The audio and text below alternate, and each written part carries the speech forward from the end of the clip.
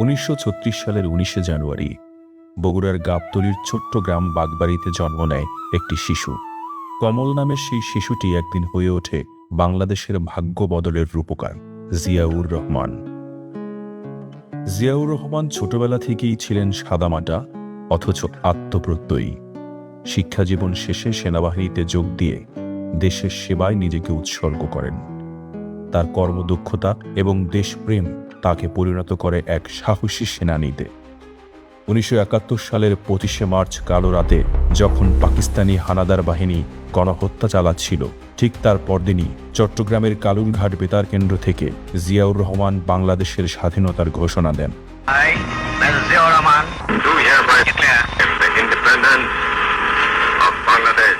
তার কণ্ঠে উচ্চারিত সেই ঘোষণা আজও আমাদের হৃদয়ে প্রতিধ্বনিত হয়।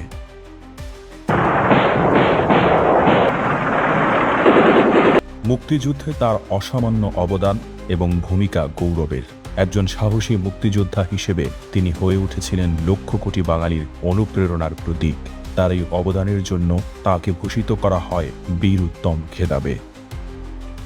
1975 সালে দেশের ভয়াবহ রাজনৈতিক সংকটময় সময়ে তিনি জনগণের আস্থা অর্জন করে নেতৃত্বের আসনে আসীন হন।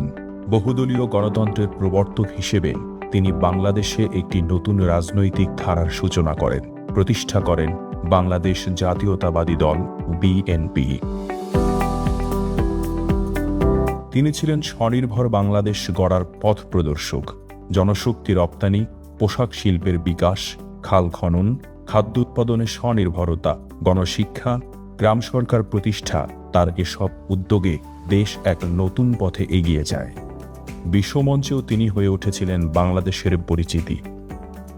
Above all, it is essential that such countries should be allowed to build their own future without outside interference or intervention. তার প্রচেষ্টায় দক্ষিণ এশিয়ার দেশগুলোর মধ্যে বন্ধুত্বপূর্ণ সম্পর্ক প্রতিষ্ঠা পায়। একই ধারাবাহিকতায় প্রতিষ্ঠিত হয় সার্ক। বেগম খালেদা জিয়া ছিলেন তার জীবনের সারথি, একে অন্যের পরিপূরক ছিলেন। আমার ছেলেদেরও কোনো সময় কোনো বেশি কাপড় চোপড় সে পছন্দ করতো না। আমরা সবসময় রেশনের চালই খাই, তো তার মধ্যে থেকে আমাকে সে 2000 টাকা দিত, ওর মধ্যেই আমার সংসার চালাতে হতো। তাদের দুই সন্তান তারেক রহমান ও আরাফাত রহমান কোকো। আমার এই শার্টটাই আব্বুর ছিল আগে, এটাই ওনার বানিয়ে দিয়েছে। তোমার মনে আছে কোকো এরকম কোনো? আমার দুটো প্যান্ট ছোট করে বানিয়ে দিয়েছিল। আপনারা নেতৃত্ব দিতে চান, আপনাদেরকে জনগণের মধ্যে যেতে হবে। জনগণকে সঙ্গে রাখুন, জনগণকে সাথে রাখুন।